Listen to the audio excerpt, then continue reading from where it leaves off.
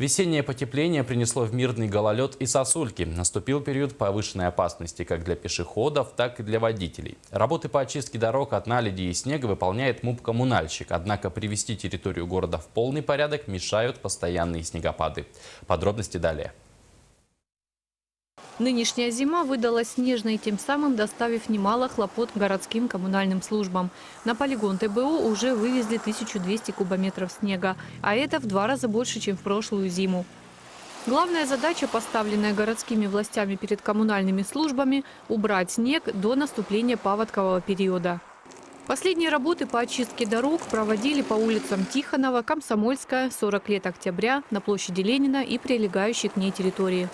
Существует график, который утвержден и согласно которому рассчитана сама смета для контракта.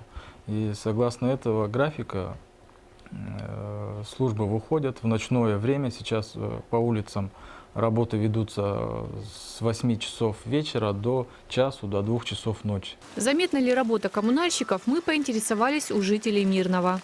Не совсем чистый. Надо, мне кажется, почаще очищать от снега. Страшно ходить. Город убран сейчас хорошо. Мне нравится. Весь жилой фонд по городу распределен по разным обслуживающим организациям. Однако есть места, где не ступала нога коммунальщика. Например, улица Амосова.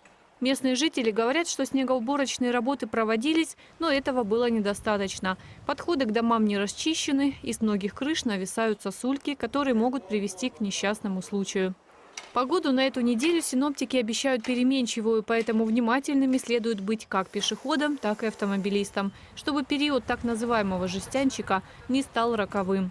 Также категорически запрещено пересекать ограничительные ленты и знаки в тех местах, где с крыш сбрасывают снег. Как говорится, на коммунальщиков надейся, а сам не плашай. Поэтому каждый день, выходя на улицу, смотрите под ноги, по сторонам и, конечно же, наверх. Анна Потах, Роман Ларин, телерадиокомпания «Алмазный край».